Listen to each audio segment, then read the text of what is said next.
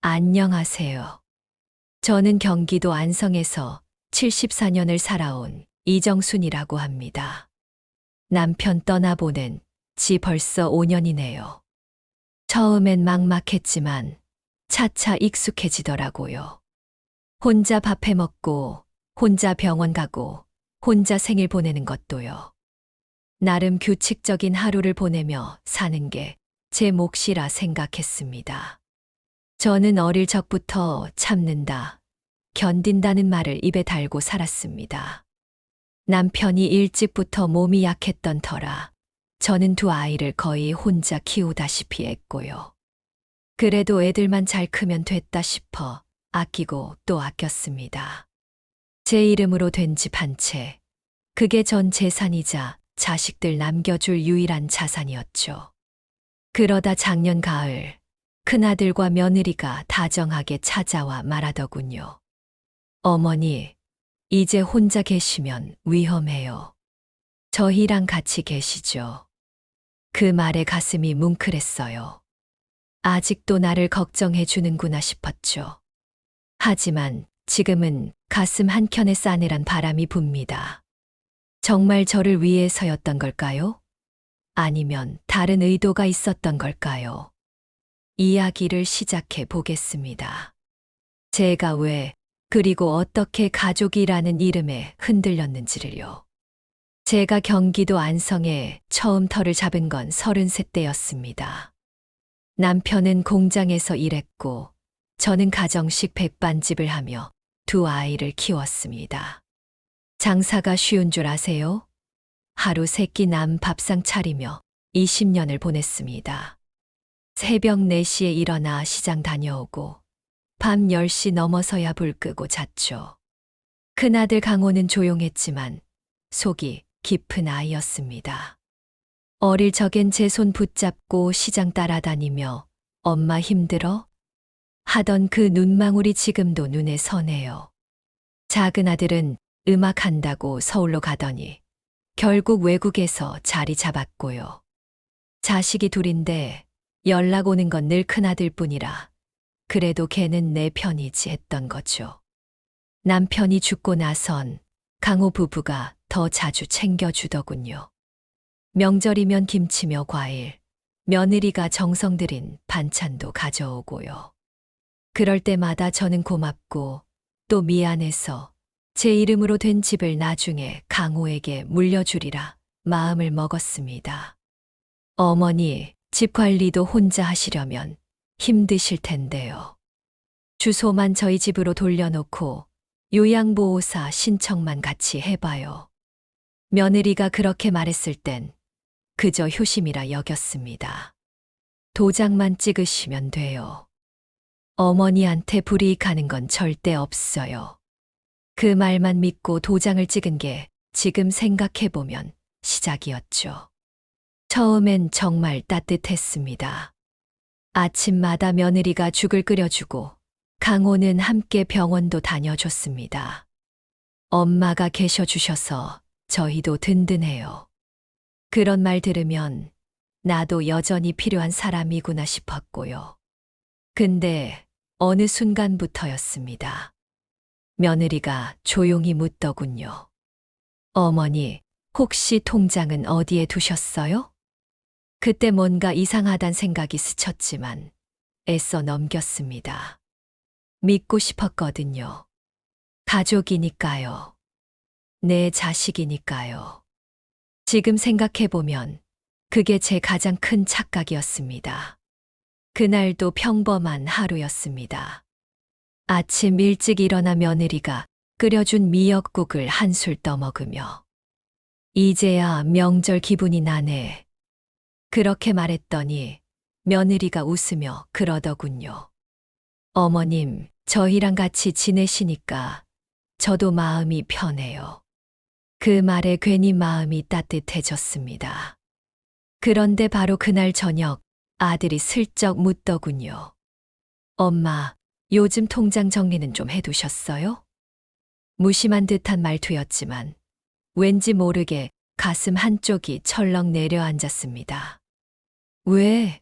뭔 일 있어? 제가 되물으니 아들은 얼른 고개를 저었습니다. 아니에요. 그냥 혹시라도 필요하시면 저희가 같이 도와드리려고요. 그 순간 제 손이 젓가락을 놓치고 말았습니다. 그저 도와주겠다는 말이 왜 그렇게 낯설게 느껴졌을까요? 며칠 후 며느리가 문서를 하나 내밀었습니다. 어머님, 이건 요양보호사 신청을 위해 필요한 서류예요. 주소지 이전한 김에 행정 정리만 좀 해두려고요. 여기에 서명만 해주시면 돼요.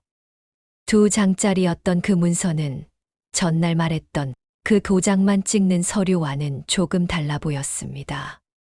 글씨가 촘촘했고 어디에 쓰이는 건지 정확히 적혀 있지 않았습니다.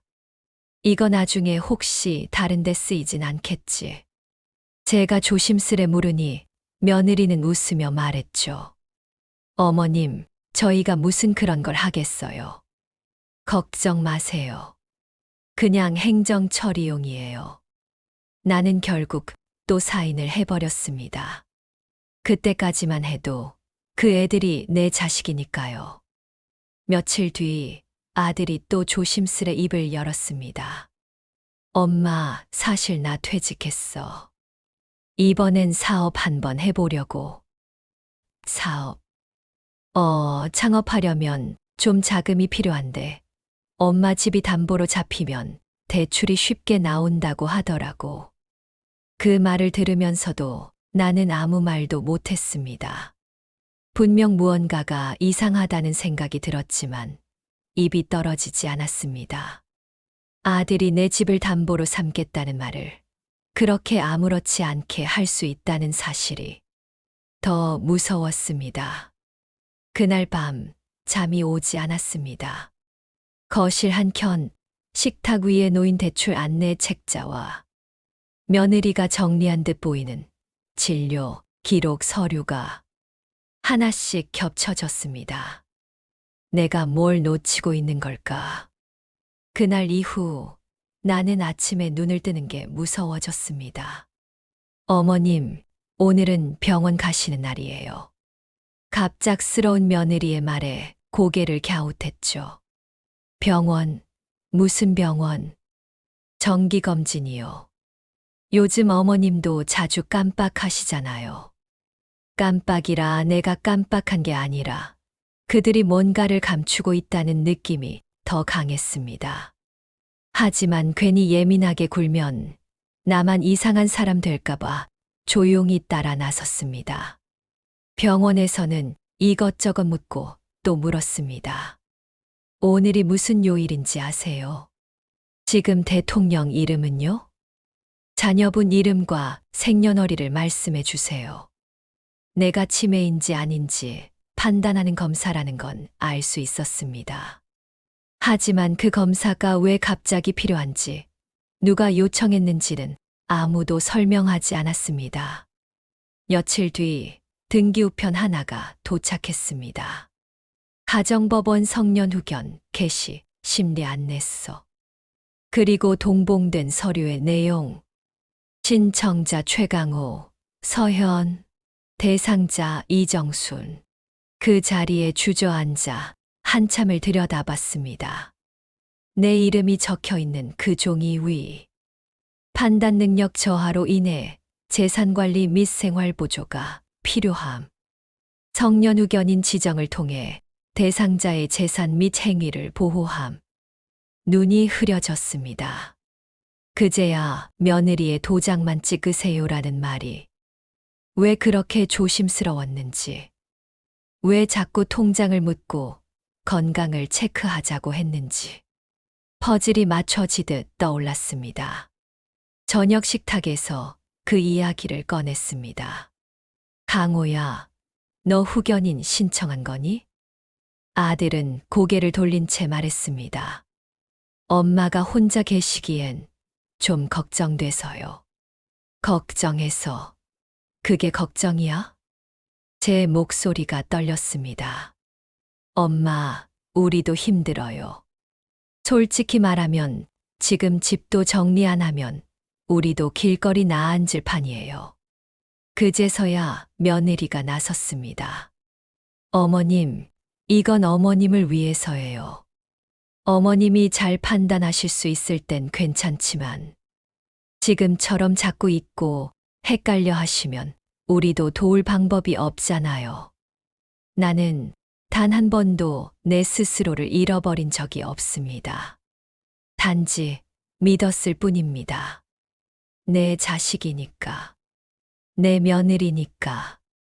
그 밤 화장실 거울 앞에서 스스로를 바라봤습니다. 이정순, 너 지금 멍청한 거 아니야. 지금까지 참은 거지 못 느낀 게 아니야. 다음 날 아침 나는 아무 말 없이 작은 손가방을 챙겼습니다. 밖에서 친구 박옥자에게 전화를 걸며 말했습니다.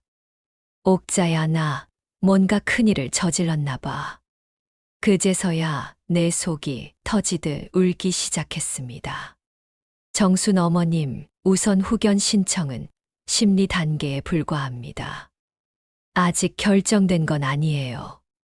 법률구조공단에서 만난 변호사 정혜진 씨는 그렇게 말했습니다. 차분하면서도 단호한 눈빛을 보며 왠지 모르게 마음 한 구석이 든든해졌습니다. 일단은 후견 신청 이유가 타당한지, 실제 판단 능력이 떨어졌는지 긍을 따지는 절차가 먼저예요. 저희가 반대 의견을 내고 어머님 본인의 의사를 밝히는 진술서를 잘 준비하면 기각될 가능성도 충분합니다. 그 말을 듣고 나서야 처음으로 나는 제대로 숨을 쉬는 기분이었습니다. 속는 줄도 모르고 도장 찍은 나를 원망했고 뭔가 이상하다는 걸 알면서도 말 한마디 못했던 지난 시간들이 떠올라 처음으로 눈물을 참지 않았습니다. 정혜진 변호사는 증거자료가 필요하다고 했습니다. 그래서 박옥자에게 전화를 걸었습니다. 옥자야, 혹시 내가 예전에 말했던 그 도장 찍은 서류 기억나? 기억나지? 그날 내가 너무 떨면서 이거 괜찮은 거겠지? 그랬잖아. 옥자는 오래전부터 며느리를 곱게 보지 않았습니다. 그 애 똑똑한 건 알겠는데 눈빛이 너무 계산적이야. 그 말이 이제는 뼈저리게 이해가 됩니다. 며칠 후 법원 심리 전날 정혜진 변호사는 몇 가지 서류를 내게 보여줬습니다. 어머님, 이건 법원 제출용이에요. 그런데 이걸 보시면 좀 놀라실 수 있어요. 한 장, 두 장. 거기엔 내 이름으로 된 부동산 매도 계약서가 있었습니다. 매도인 이정순. 서명 동일. 계약일 2달 전. 그리고 바로 밑 또 다른 서류. 이건요, 어머님 통장 계좌 일부 해지 내역입니다. 위임장 첨부로 인출된 금액이 2천만 원이 넘어요. 순간 손이 떨렸습니다. 나는 그런 위임장을 작성한 기억이 없습니다. 서명은 분명 내 글씨였지만 그날 내가 본 것과 같지 않았습니다. 그제야 모든 게 선명해졌습니다. 후견 신청은 그저 겉포장이었습니다. 그들이 진짜로 준비한 건 이미 내 인생 일부를 정리하고 있었다는 것. 법정에서 나는 침묵을 깨고 입을 열었습니다. 판사님, 저는 지금도 장을 보고 약을 챙기고 집안일을 합니다. 길을 잃은 적도 없고 오늘 날짜도 압니다. 단지 제 자식이라는 이유로 저는 그 아이들에게 전부를 맡겼습니다. 법정 안은 조용했습니다. 그 침묵 속에서 나는 또박또박 말했습니다. 믿음도 계약서가 필요하더군요. 그날 법원은 추가 심리 필요 판정을 내렸고 정혜진 변호사는 조용히 제 손을 잡아주며 말했습니다. 끝이 아닙니다, 어머님. 진짜 싸움은 지금부터예요. 며칠 뒤 정혜진 변호사로부터 연락이 왔습니다. 어머님, 법원에서 계약서, 진위 여부에 대해 확인 절차를 밟기로 했습니다. 그 말을 듣자 안도보다는 긴장이 먼저 몰려왔습니다. 그리고 그날 저녁 옛 동네 친구인 김경자가 전화를 걸어왔습니다. 정순 언니 잘 지내요. 요즘 큰며느리 서현이 무슨 부동산이랑 왔다 갔다 하더라고요. 순간 심장이 철렁 내려앉았습니다. 부동산. 응, 그 집 팔릴지도 모른다고 누가 그러던데. 근데 언니 명에 맞지 않아? 내가 잘못 들은 건가? 그 한마디에 다시 가슴이 뛰기 시작했습니다. 이미 계약은 진행 중이었고, 계약금을 받았을지도 모른다는 생각에 바로 정혜진 변호사에게 연락을 했습니다. 혹시 제 집 진짜 팔려고 한 건 아니죠? 그는 조용히 그러나 단호하게 말했습니다. 어머님, 이미 계약금 일부가 오간 정황이 있습니다. 저희가 접수한 위임장 사본이 변조된 가능성도 높고요. 이젠 확신할 수 있었습니다. 이 모든 건 후견인 신청이 본질이 아니라 치밀하게 준비된 재산 강탈의 과정이었습니다. 며느리는 여전히 차분한 얼굴로 말했습니다. 어머님, 너무 걱정 마세요.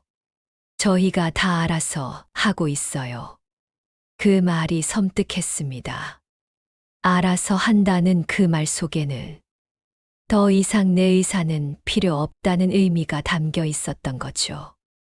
다음 날 아침 조용히 집을 나서던 며느리의 전화를 몰래 들은 적이 있습니다.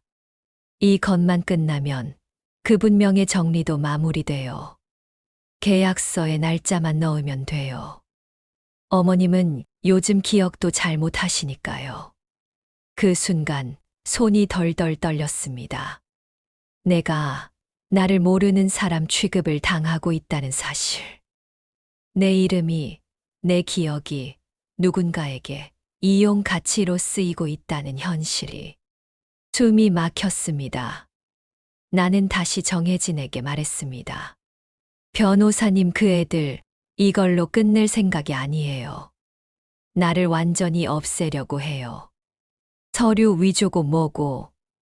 그 사람들은 이미 마음속으로 날 지워버렸어요. 그는 조용히 고개를 끄덕였습니다. 알고 있습니다. 그래서 더는 방어만 해선 안 됩니다. 이제는 어머님이 나설 차례입니다. 그 말을 듣는 순간 내 안 어딘가에서 무언가가 깨어나는 소리를 들었습니다. 나는 더 이상 눈물만 흘리는 어머니가 아니었습니다. 이제는 내 인생을 지키는 사람이 되기로 결심했습니다. 법정신문일.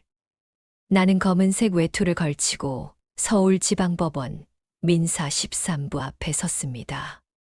손에 꼭 쥔 서류는 내가 지키고자 했던 내 삶의 조각들이었습니다.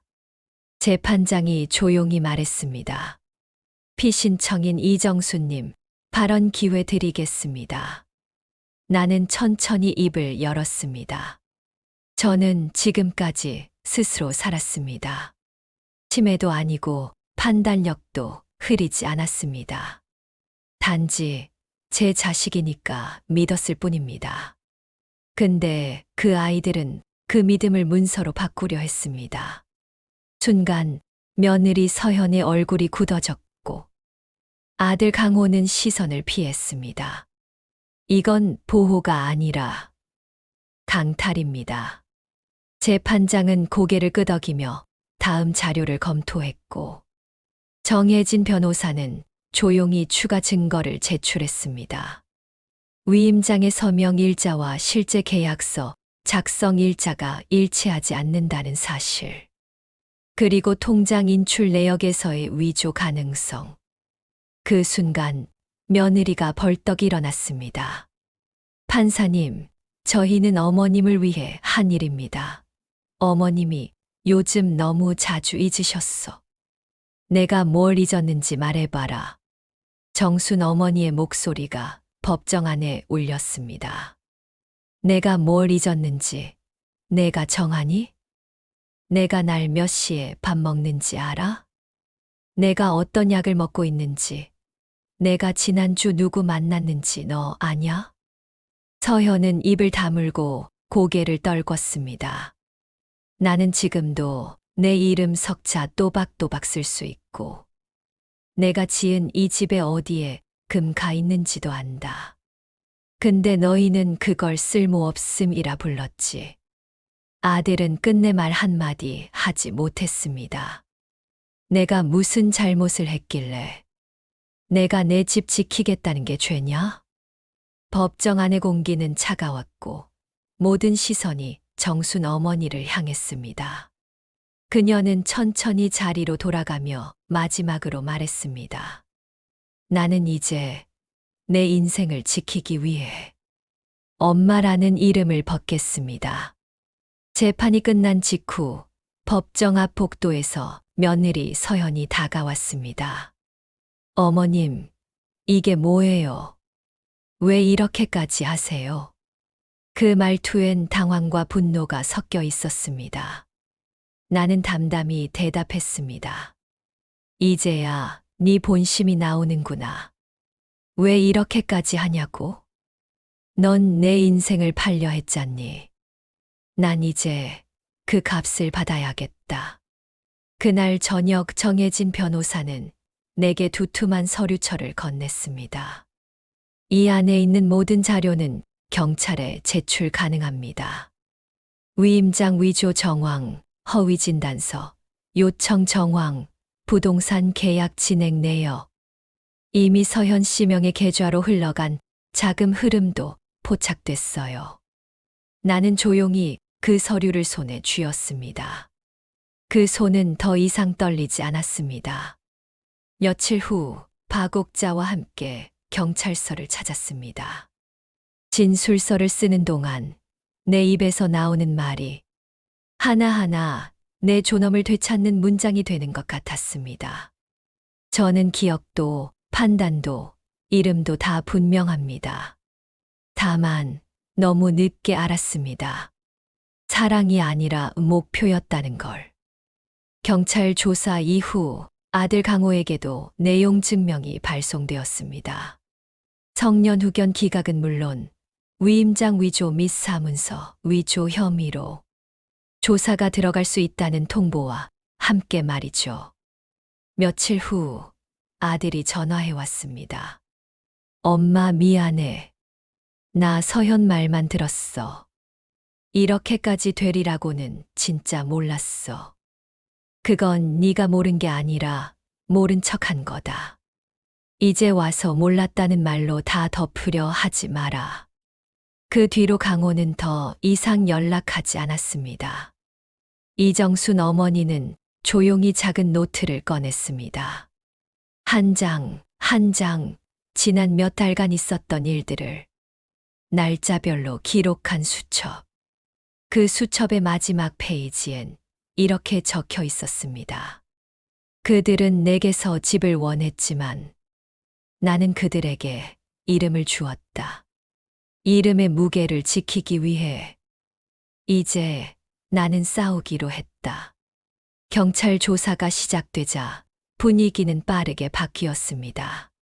정혜진 변호사는 서류를 들고 검찰청에 출석했고 서현의 위임장 조작 의혹과 강호 명의의 계좌 흐름에 대해 정식 수사를 요청했습니다.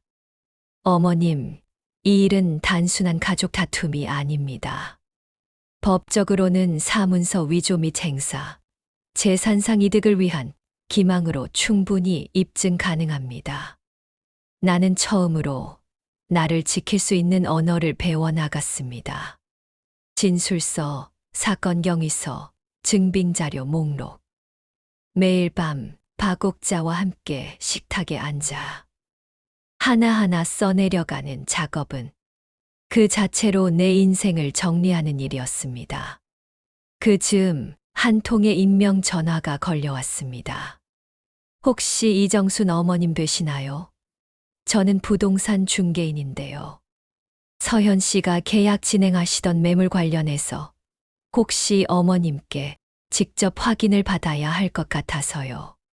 순간 나는 깊은 숨을 들이켰습니다. 그 집 내 이름으로 된 거 맞지요? 네, 맞습니다. 그럼 앞으로 그 집에 대해선 나 말고는 누구와도 얘기하지 마세요. 그 사람은 더 이상 내 대리인이 아닙니다. 그 순간 내 안에 어떤 문이 닫히고 또 다른 문이 열렸습니다. 며칠 뒤 정혜진 변호사는 뜻밖의 자료를 보여주었습니다. 이메일 캡처본입니다.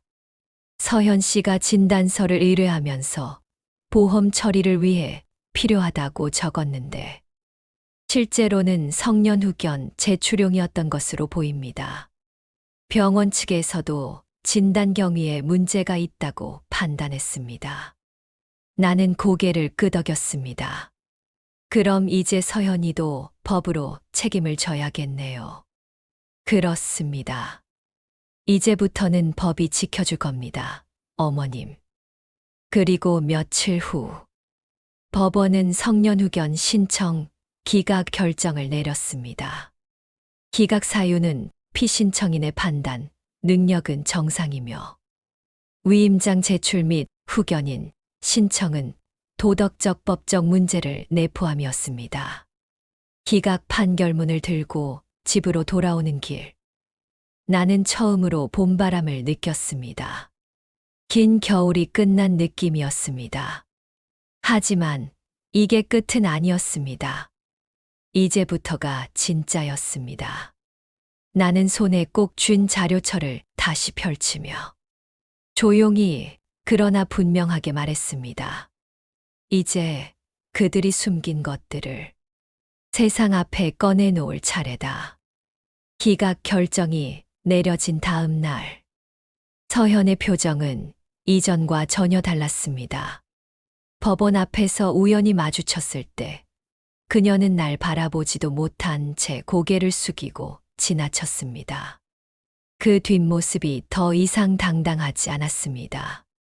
며칠 뒤 경찰서로부터 연락이 왔습니다.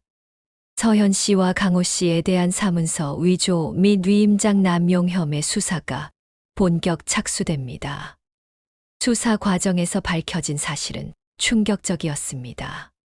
서현은 위임장 사본을 5군데 다른 행정기관에 제출했고 그 중 2곳은 실제로 진단서를 첨부해 성년후견 접수를 시도했으며 또 다른 한 곳은 계좌 접근을 위한 금융 위임에 활용됐던 것이었습니다. 내 통장에서 사라진 돈 일부는 강호의 창업준비금 명목으로 유입된 정황도 드러났습니다. 그가 말하던 사업 한번 해보려 한다는 말. 그 한마디에 들어있던 탐욕이 그제야 선명히 보였습니다.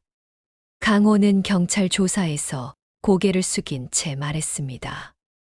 어머니가 치매일 줄 알았습니다. 서현이 말만 듣고 그렇게 진행했습니다. 저는 다 믿었어요. 그 말은 변명도 사과도 아니었습니다. 그저 무책임한 회피였습니다. 나는 조용히 대답했습니다. 믿었다고? 넌 날 믿은 적 없어. 그냥 날 이용한 거야. 검찰은 서현을 기소했고 사문서 위조 및 사기 미수 혐의로 형사 재판이 진행되게 됐습니다. 법원은 사건의 중대성을 고려해 서현에게 공식 사과 및 접근 금지 가처분 명령을 내렸고 강호 역시 민사상 손해배상 소송의 피고로 지정되었습니다. 나는 법정에서 마지막 진술서를 읽으며 마지막 말을 남겼습니다. 그들은 나의 자식이고 나의 가족이었습니다. 하지만 그 이름으로 내 삶을 조각내고 서류로 내 인생을 지우려 했습니다.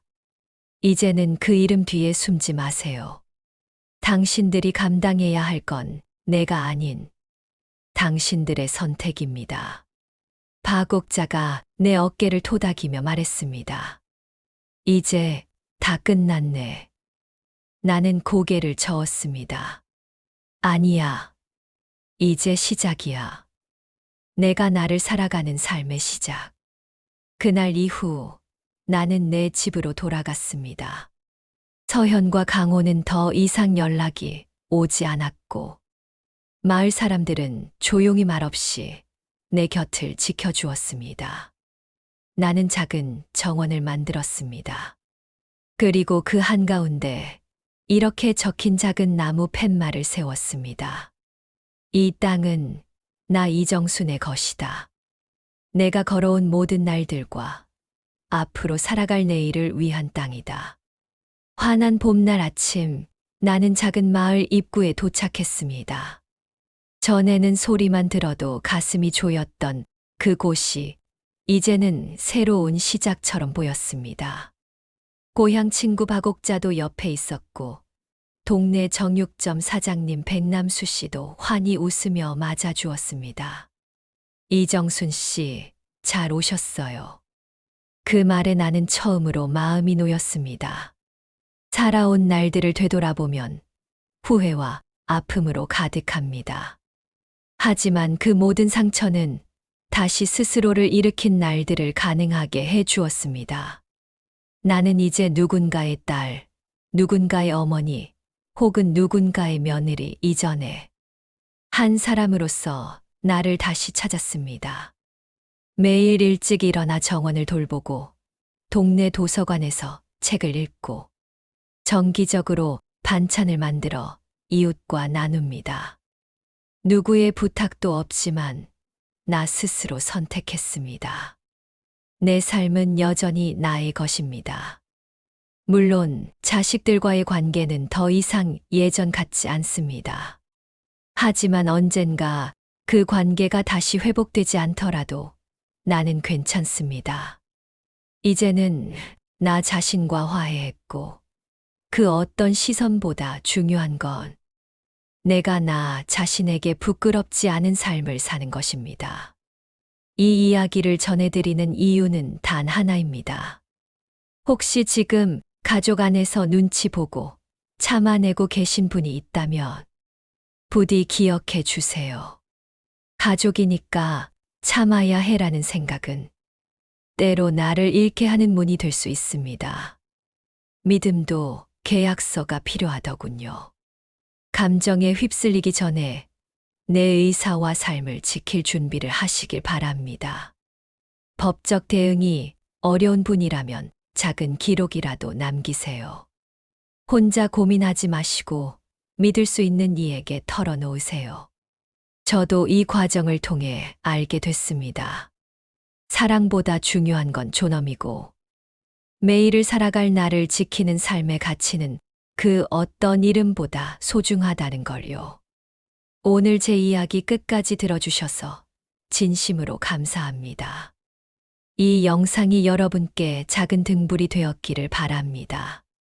여러분의 생각, 경험, 감정 댓글로 나눠주시면 큰 위로가 될 것 같습니다. 저는 이제 나답게 살아가겠습니다. 다시 한번 진심으로 고맙습니다.